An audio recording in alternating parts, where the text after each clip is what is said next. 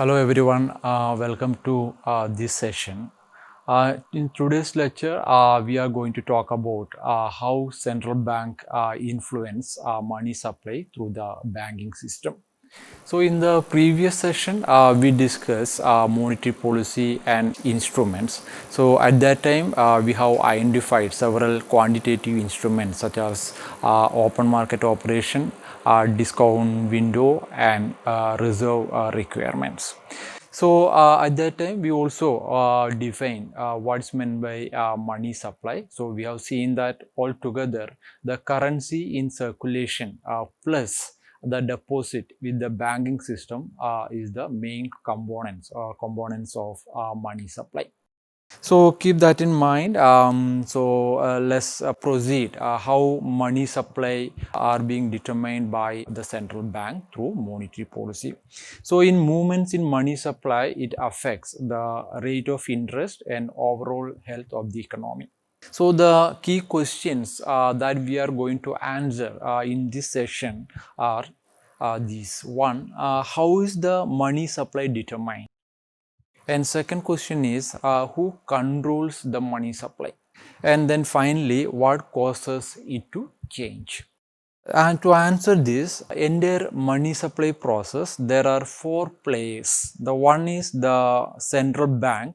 Central bank, that is a monetary authority that oversees the banking system and is responsible for the conduct of monetary policy.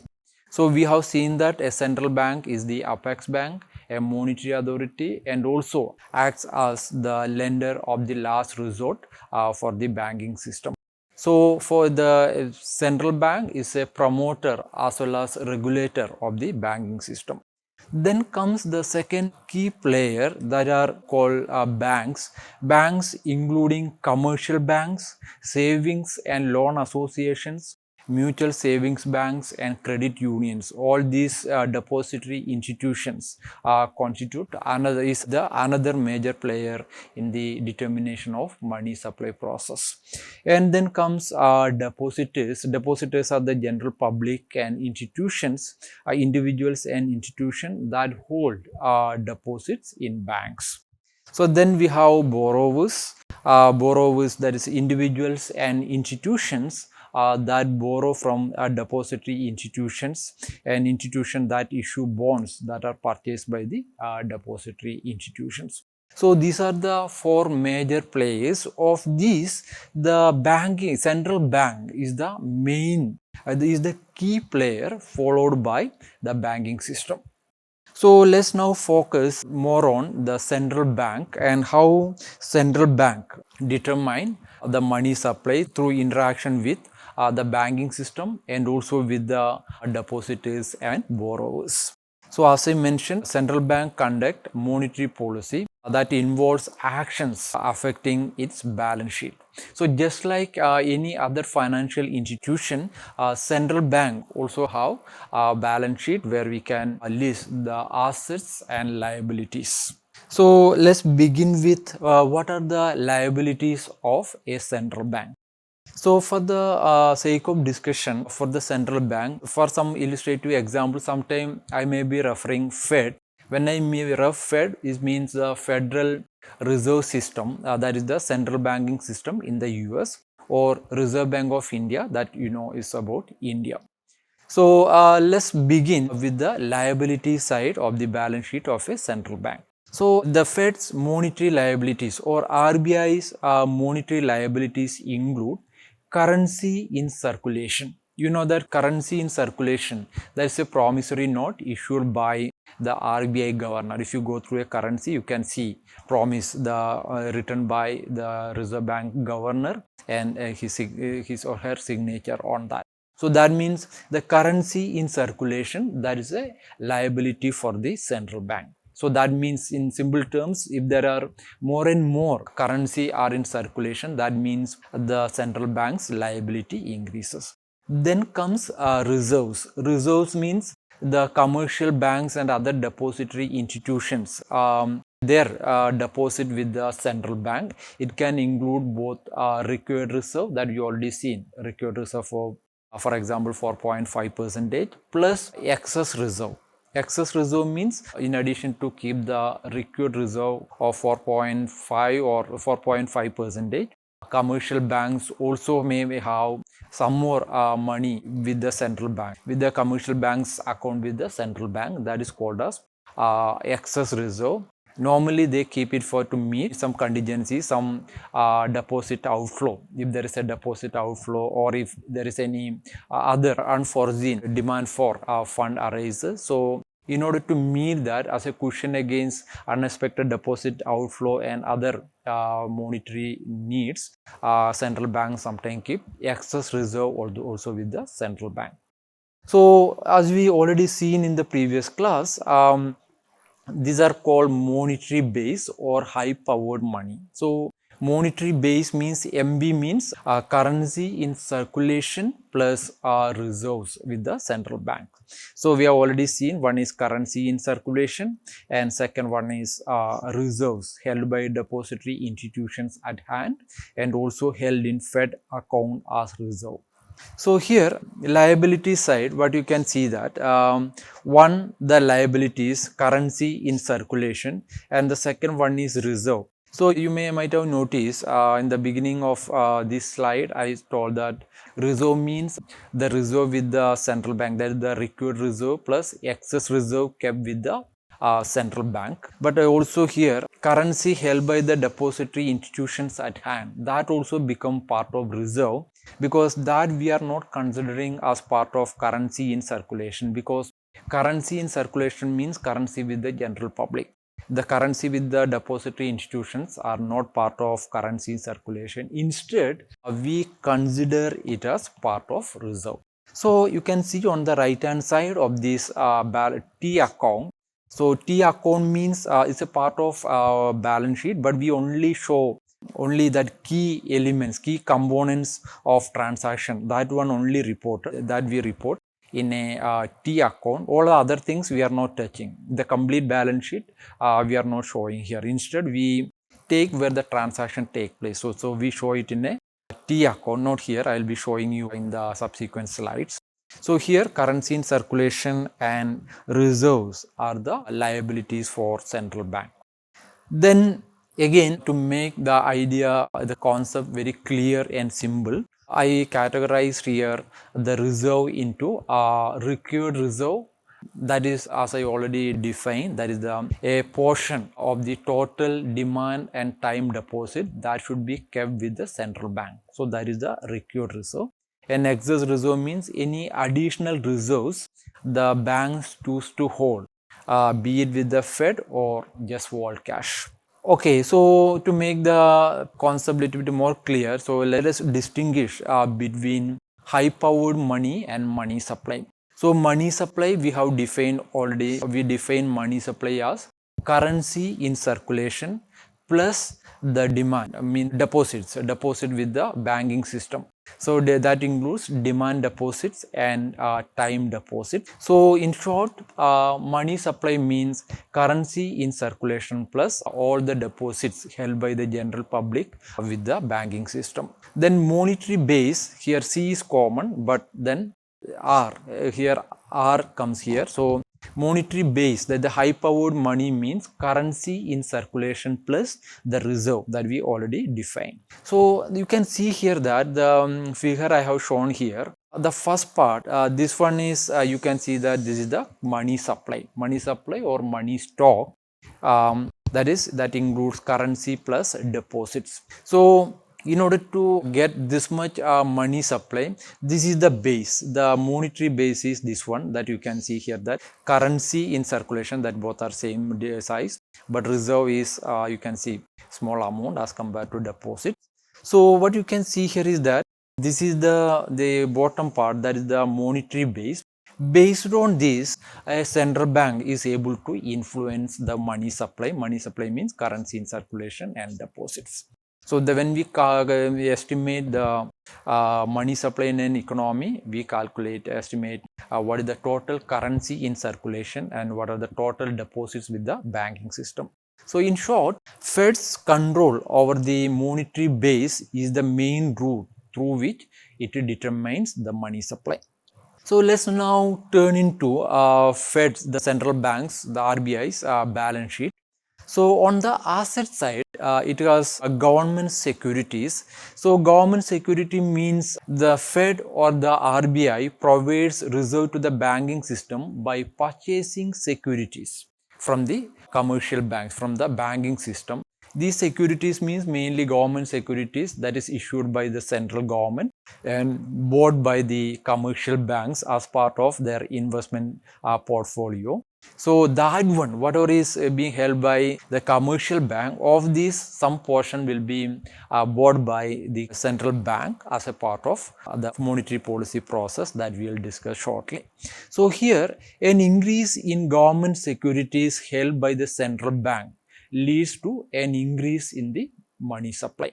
So here that is it's done mainly through open market operation, that the purchase and sale of government securities from the banking system. And the second asset is it can provide reserves to the banking system by making discount loans to banks. So an increase in discount loans also be the source of an increase in money supply. So the discount loans in India, there is the discount rate in India is called bank rate. Is generally because it varies during a monetary policy announcement. So in general, it's around 4%, now 4.25%, and it's actually when a commercial bank, a bank borrows money from the central bank under the discount window, it's a kind of borrowed reserve, because immediately I will be showing you shortly when a commercial bank borrows from a central bank, immediately the reserve, in the balance sheet of the commercial bank, the reserve component increases. So here giving a loan, a discount loan to a commercial bank, that is an asset for the central bank. So you can see the central bank's assets. One is called government securities bought from commercial banks. In addition, if it lends to, for example, if a central bank directly lends to the commercial banks by buying government securities, that also become a part of asset. So this government securities, it do not necessarily mean that it is bought from commercial banks, through commercial banks. It can directly, sometimes it may lend directly to the central government and get in return it will buy the bond from the bond issued by the government. It will buy, the central bank will buy, then the government securities will, that become a part of assets. And I have already mentioned the second component is discount loans. So let's now discuss how with some illustrative example, how open market operation it affect the balance sheet of Fed, the central bank, and commercial bank, and through which how it influences the money supply. So let's start with open market purchase from a bank. Assume that, suppose that Fed or the RBI purchases a $100 of bonds, that is government security, from a bank, and pays for them with a $100 check. So resulting changes in T account, you can see. So T account means we only show this particular transaction of from the balance sheets, though other, because of this transaction, other components, other part of the balance sheet is not changed.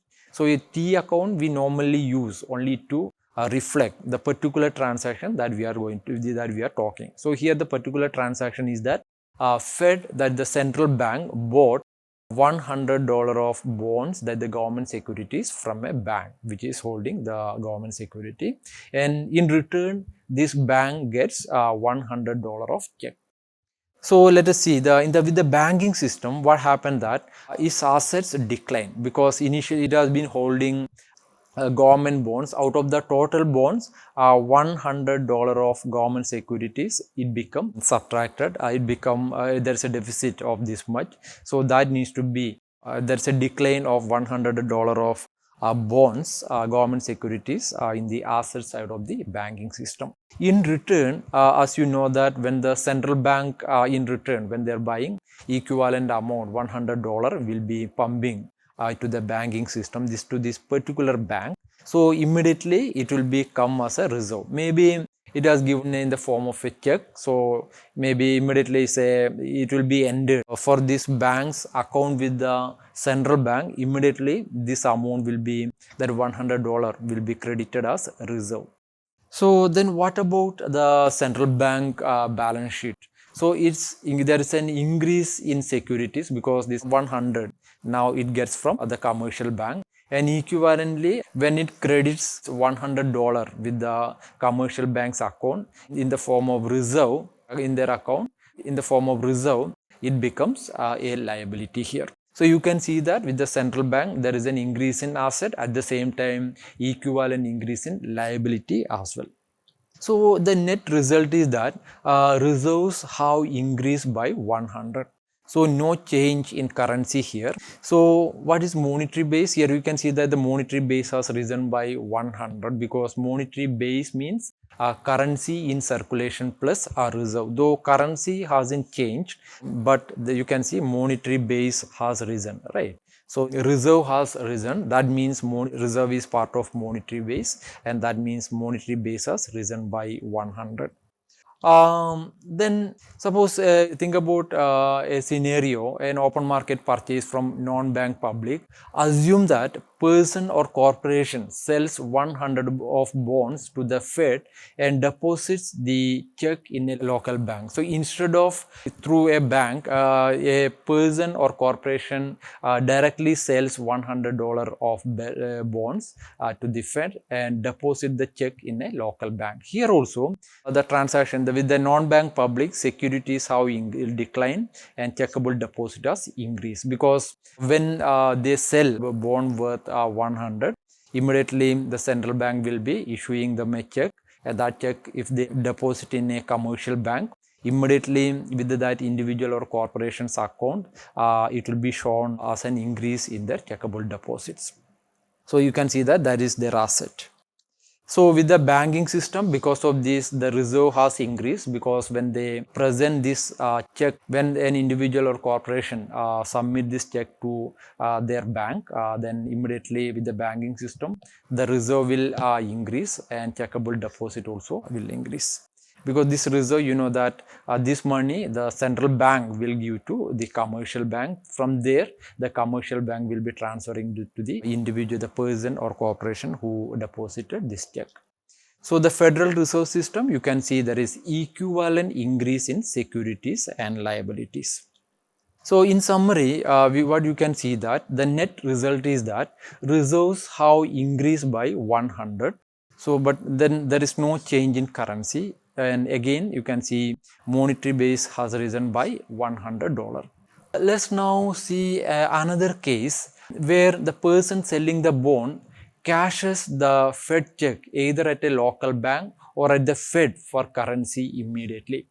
So what happened that they don't keep, suppose the individual doesn't keep the money, the fund with the banking system. Instead, he or she directly cashes it. So what is the change here? The non-bank public, all these are same. Here, Federal Reserve System, here there is no banking system now. The instead Federal Reserve System, that is the central bank, RBI. So what you can see here is that RBI's securities has risen by 100. Currency in circulation, that is with the general public, increased by 100. So again here reserves are unchanged. Currency in circulation increases by 100. Now monetary base increases by the amount of 100, because we know that monetary base is equal to C plus R. Now increase is mainly in terms of currency in circulation. So monetary base has risen. So this is the summary of the two illustrative case that we discuss here. So what you can say that in first case reserve has increased, that is part of monetary base. In the second case, if they cashes it out directly, there also the monetary base has increased, but in the form of currency in circulation, because we already defined monetary base or high powered money equal to currency in circulation plus reserve. This is the summary of open market purchase. So we already discussed this one. I just thought of putting everything in one slide here. So similarly, this is the open market purchase. If they make open market sale instead of purchasing, sale means whatever the reserve bank, the central bank holds the government security, that they sell to the banking system, and then in return they take back the money from the banking system. So that normally used if the central bank want to reduce money supply or reduce reserve with the banking system. So now moving to another tool that is called discounting of loans. So key points are here is called rediscounting of bills, and then also there is direct loan to commercial banks without collaterals. So discounting of bills means a commercial bank can borrow from the central bank by selling the government securities to the central bank. But the agreement is that after certain period, maybe 15 days or 30 days, it will buy back the same government security at an agreed rate of interest, right? So in practice, the discounting of loans, these are mainly long-term loans, direct loans to commercial banks by the RBI at a discount rate. So this in India is called bank rate. In the US is called discount loan. So, but in India is called as bank rate.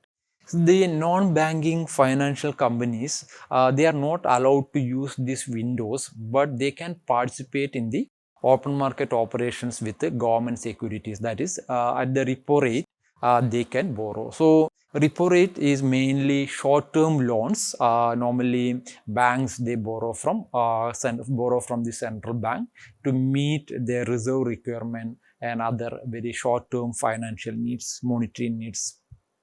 So making a discount loan to a bank. Here we are going to illustrate when a central bank issues a loan, gives a loan to a commercial bank, then what would happen to the banking system and the central banks as well as the central banks balance sheet or the T accounts.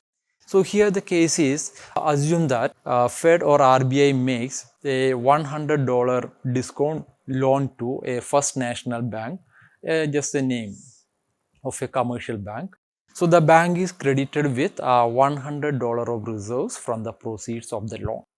So important thing you need to remember here that when a central bank gives loans to a commercial bank, what they do that immediately, suppose they are giving a $100 loan. So instead of directly giving the cash, central bank will credit this $100 in the account of this commercial bank that commercial bank is keeping with this commercial bank is having with the central bank. So remember that each and every commercial bank, they will have an account with the central bank. So through which when a commercial bank get a loan, so central bank will immediately credit it with that particular commercial bank's account. So what you can see here is that in this case, the monetary liabilities of the Fed have increased by 100. So you can see that because immediately the moment central bank credit, the reserve of the commercial bank increases. That means reserve for the commercial bank is an asset, but for the central bank is an asset.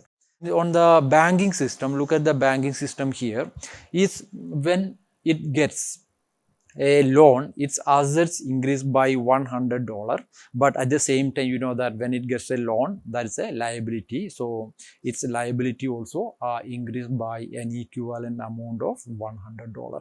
So on the Federal Reserve System, as I already mentioned, liability increased by 100. And the asset, because it has given a loan to the commercial bank, so that means loan is an asset for the central bank here. So the discount loan of $100 is an asset. So what if the commercial bank which got the loan now paying off a discount loan from the Fed, then because it's paying off, it's repaying the loan. So what if the bank pay off the loan from the Fed and thereby reducing its borrowing from the Fed by $100? So you can see that the monetary base declined by equivalent amount. So you can see the changes in the banking system, assets of the banking system and the liabilities of the banking system declined by $100. Then the federal banks is discount loans, it receives back, so that also decline and liabilities also decline. So in this process, the monetary base declines. So let's now see what are the other factors affecting the monetary base. So apart from these two, open market operation and the discount window, there are some other factors also affect the monetary base. There are mainly two important items that affect monetary base, but they are not controlled by the Fed. One is float. Float means when the Fed clears checks for banks, it often credits the amount of the check to a bank that has deposited it and increases the bank's reserve, but only later debits the bank on which the check is drawn. So this is a temporary net increase in the total amount of reserves in the banking system occurring from the Fed's check clearing process is called float. So simply float here means, suppose you got a check issued by one company or your employer, and you got $100 of, or let me just take a big amount in Indian situation. For example, 1 lakh amount of rupees of check that's issued by a company or anyone that owe you 1 lakh rupees, and you deposit this check in a bank where you hold your account. And what you need, immediately when you deposit this check in your bank, then immediately the bank will credit this 1 lakh rupees in your account demand deposits. But at the same time, assume that this check was issued by another bank, not the bank where you are depositing this money. So immediately you can see that the deposit in your account has increased. That means reserve has increased, right? At the same time, the amount, this money was not deducted from the bank who issued this check. And all these transactions, the transaction between your bank and the bank issued the check is not done directly. It is done through the central banking system. So when immediately this amount is credited in your account, that means it will be immediately the reserve will be increasing. Reserve with the banking system will be increasing. At the same time, it won't be deducted from the other bank. It will take some time, right? Maybe 1 hour or 2 hour or 3 hours time. Because of the electronic technological advancement, all these transactions will be settled immediately. However, there will be a temporary net increase in the total amount of reserve here, maybe for 1 hour or 2 hours. So then it causes a rise in reserves in the banking system, and thus monetary base also to rise. And second component is that when the government, central government, that is the treasury, moves its deposit from commercial banks to its account at the central bank. So when the treasury or the central government moves deposit from commercial banks to its account at the Fed, leading to a rise in treasury deposit at the Fed, it causes a deposit outflow at these banks. So it causes a fall in reserve here. You can see it causes a fall in reserves in the banking system, and thus the monetary base also fall here. So in summary here, an overview here is about the open market operation. Normally the central bank is able to control the monetary base using the open market operation, because the open market operation is done daily through the trading desk that the central bank is having, and the sale is completely controlled by the Fed by placing orders through delays. So this one is called non-borrowed reserve. And then the second one, that is the discount loan. And because you can see first of all about this one, through the open market operation, if they are purchasing government securities from the banking system, then the reserve with the commercial banks increases, but that is not through the borrowing by the commercial bank from the central bank, but by selling their securities to the central bank. So that is non-borrowed. So the reserve increases through non-borrowed sources. Second one is the discount loans, that is called borrowed reserve. So here two ways it gives loan. One is at bank rate, as I already mentioned, without collateral, and these are long-term loans. And at a repo rate, I already say with collateral, that is overnight loans, and these are all very short-term loans. And here when a commercial banks borrows from the central bank, and then immediately its reserve increases, but this reserve is borrowed reserve, because the central bank arbitrarily cannot decide. That means if they want to increase the reserve through the borrowed route, it cannot arbitrarily decide, because it depends on the willingness of the commercial banks to borrow from the Fed or the RBI. That means if a commercial bank doesn't find a more productive way to use these funds, then they won't borrow from the central bank. Or they suppose the commercial bank doesn't have any reserve shortfall, the required reserve shortfall, then it won't borrow from the central bank. So here, the second component, this borrowed reserve, is completely depends on the willingness of the commercial banks to borrow from the central bank. So in short, what you can see that the monetary base, you can elaborate it as non-borrowed reserves and borrowed reserve. What we have done in this session is that we have discussed how central bank, using the open market operations and the discount window, how they influence the money supply, primarily through affecting the reserves of the banking system. And then we made a distinction between borrowed reserve and non-borrowed reserves. Non-borrowed reserve means through open market operations, and the borrowed reserve means mainly through the discount loan window. Thank you for watching this session, and see you in the next session, and thank you.